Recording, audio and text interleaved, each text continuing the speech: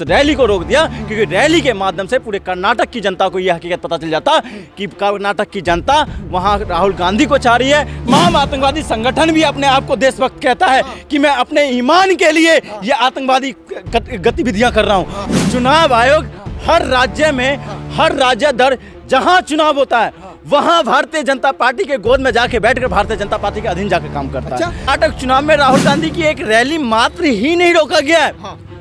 कर्नाटक चुनाव से भारतीय जनता पार्टी इस कदर डरी हुई है वो हत्या करवाया उसको जिनको गौ माता मानते हैं। इतनी बड़ी बात तो ये भागवा को भी अपमान करने का काम भारतीय जनता पार्टी के तमाम संगठन ने किया है। तो आपने तो 56 लाख की गर्लफ्रेंड कहा था, आपने कांग्रेस की विधवा कहा था। आप क्या राम ये कहता है कि भाईचारे को खत्म करो? क्या राम ये कहता है कि मस्जिद में जाके मेरा भगवा फहराओगे तब जाके मेरा नाम होगा? राहुल गांधी का एक तो सदस्यता रद्द कर दिया गया, उसी बीच कर्नाटक में अगर वो चुनाव प्रचार करने गए थे, रोकने के पीछे की क्या मंशा है चुनाव आयोग? रोकने के पीछे का मंशा ये था कि जिस दिन चुनाव रैली था राहुल गांधी जी का, उससे एक दिन पहले भारतीय जनता पार्टी के बड़े ओहदे पे बैठे हुए 23 नेता कांग्रेस पार्टी में शामिल हो गए। उस चीज से डरे हुई भारतीय जनता पार्टी ने उस रैली को रोक दिया क्योंकि रैली के माध्यम से पूरे कर्नाटक की जनता को यह हकीकत पता चल जाता कि कर्नाटक की जनता वहां राहुल गांधी को चाह रही है, कांग्रेस पार्टी को चाह रही है और खात्मा करना चाह रही है, तो भारतीय जनता पार्टी को खात्मा करना चाह रही है। कर्नाटक की जनता अगर किसी को वहां से खात्मा करना चाह रही है तो नकली पार्टी थोड़ी रोका है भाई, सब चुनाव आयोग रोका है। सुनिए, चुनाव आयोग किसके अंतर्गत काम कर रहा है क्या आपको नहीं पता है? चुनाव आयोग हर राज्य में हर राज्य दर जहां चुनाव होता है वहां भारतीय जनता पार्टी के गोद में जाके बैठकर भारतीय जनता पार्टी के अधीन जाकर काम करता है। इसलिए आरोप लगा रहा हूं कि मुख्य चुनाव आयुक्त का कार्यकाल किसके मुताबिक और किस संविधान के मुताबिक उनके कार्यकाल को बढ़ाया गया है। आपको पता है उनका रिटायरमेंट इसी साल होने वाला था, क्यों रोका गया 2024 तक? ये सुप्रीम कोर्ट भी पूछ रहा है। उसके ऊपर सुप्रीम कोर्ट ने भी कई बार बयान दिया है कि आखिरकार ऐसी क्या मुसीबत आ गई कि चुनाव आयुक्त जो है मुख्य चुनाव आयुक्त उनकी अवधि को बढ़ाया गया। आज अब आते हैं कर्नाटक चुनाव को लेकर। कर्नाटक चुनाव में राहुल गांधी की एक रैली मात्र ही नहीं रोका गया है। कर्नाटक चुनाव से भारतीय जनता पार्टी इस कदर डरी हुई है कि उन्हें कभी राहुल गांधी को नपुंसक कहा जाता है वहां के प्रदेश अध्यक्ष के द्वारा भारतीय जनता पार्टी के, कभी राहुल गांधी को विदेशी कहा जाता है और देशभक्त नहीं हो सकता है, कभी राहुल गांधी को सदस्यता खत्म करके ये बताया जाता है कि राहुल गांधी यहाँ के प्रतिनिधि ही नहीं है। तो वायनाड की जनता जब आवाज देती है तो वायनाड में जाके इनकी चलती नहीं है, तो ये क्या करते हैं, मीडिया को कवर अप कर लेते हैं। अरे भाई, ये देश लोकतंत्र के माध्यम से चलेगा। आप रैली रोक लो, आप आवाज को खाली करा दो, आप जनता का सदन में उनकी आवाज को म्यूट कर दो, सदन से बाहर कर दो, लेकिन वो भारत से जुड़ने का जो काम किया है, लोगों से जुड़ने का जो काम किया है, उसको आप खात्मा नहीं कर सकते। आपके राहुल को तो वो नेता ही नहीं मानते, रोक के क्या फायदा भाई साहब? उनको क्यों रोकेंगे वो? आप किनको कहते हो नेता नहीं मानते हैं? जिसकी नकली शादी है, नकली भाषणबाजी है, नकली बयानबाजी, नकली वादे, नकली अवार्डबाजी, नकली आईटी सेल वाले लोग असली जो भारत जोड़ने वाले लोगों को वो कहेंगे कि देश विरोधी कहेंगे।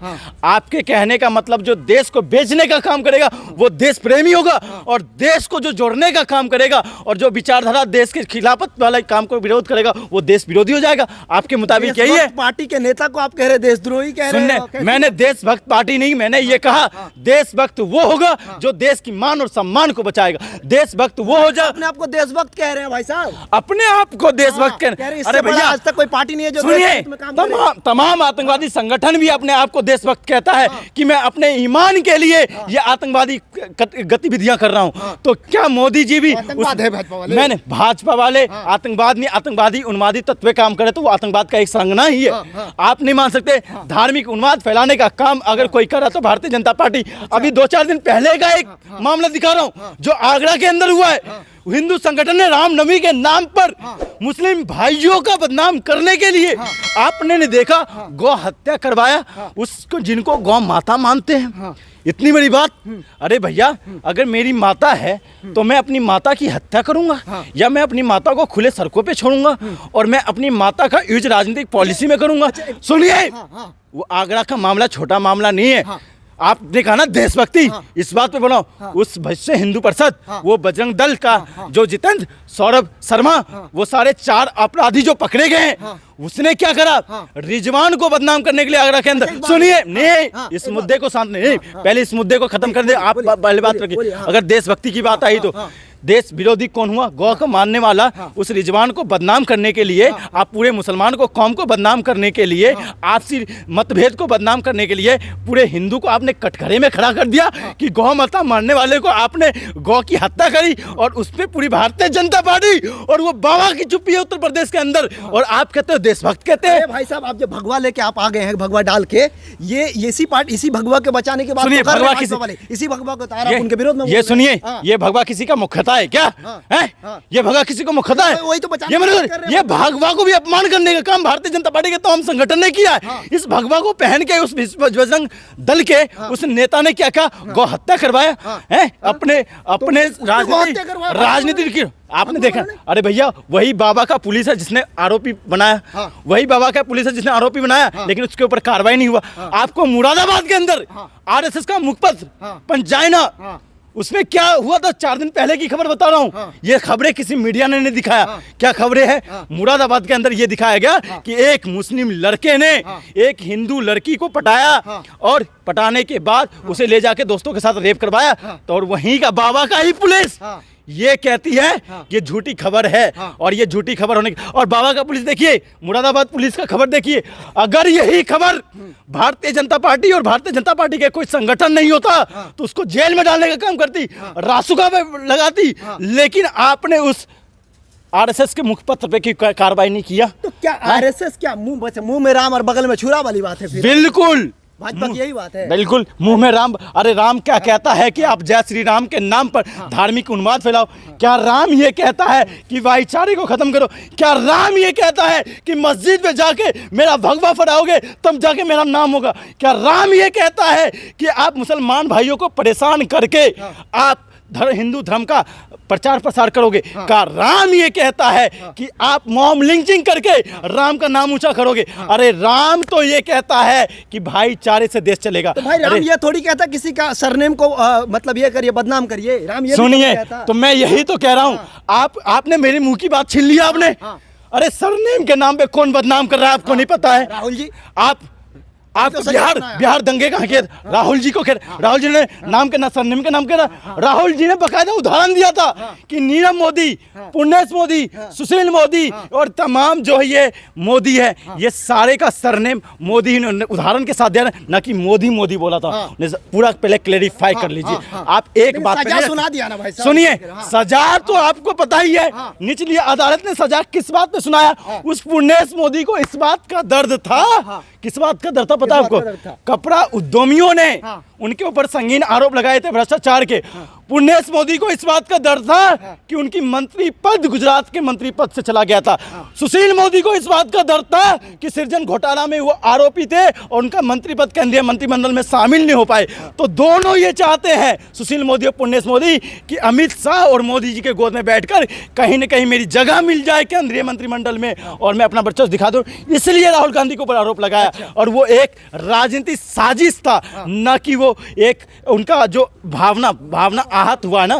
तो आपने तो 56 लाख की गर्लफ्रेंड कहा था, आपने कांग्रेस की विधवा कहा था, आपने वो तमाम केस क्यों नहीं किया? अरे अबे हाल केस फिलहाल क्यों नहीं किया? सुनिए, आप हाल फिलहाल का मामला देख लीजिए। मध्य प्रदेश से आने वाला कैलाश विजयवर्गीय ने क्या बयान दिया? एक बेटी और बहन को लेकर सुपनखा और तमाम कैसे आरोप लगाए। केस नहीं करते, बस आरोप लगा सुनिए, देते हैं। हाँ। केस नहीं करते, आरोप लगा। मैं कह रहा हूँ केस नहीं करते, केस करेंगे तो कहाँ जाके करें ये बताओ? न्यायालय को न्यायिक संगत नहीं रहने दिया, लोकतंत्र को लोकतंत्र नहीं रहने दिया, संविधान को संविधान नहीं रहने दिया। आप कहते हो केस कर दो, अरे केस करने जाते तो वो भी वहीं बैठे हुए।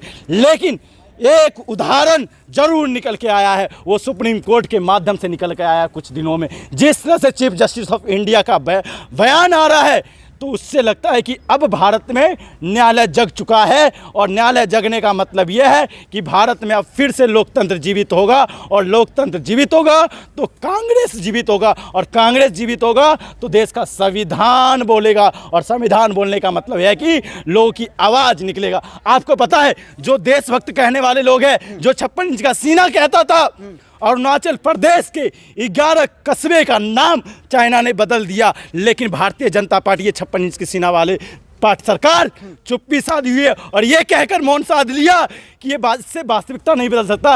अरे भैया, इससे वास्तविकता नहीं बदल सकता तो आप चाइना के वुहान को भावनगर कह दो, आप चाइना के बीजिंग को बजरंग नगर कर दो, आप चाइना के संघाई को शिवनगर कर दो, तब समझता हूं कि उससे वास्तविकता बदलती है कि नहीं बदलती है। आज 56 इंच की सीना कब कहाँ चला जाता है। तो मैं यही कहना चाहता हूं, देशभक्ति है तो देशभक्ति दिखाओ। भारत माता के नाम पर देश को बेचने का अधिकार आपको किसी ने नहीं दिया है, कतई नहीं दिया है। और ये देश आपको अपमान, देश का जो अपमान है, कभी देश का नागरिक, देश का नौजवान, देश का युवा बर्दाश्त नहीं करेगा।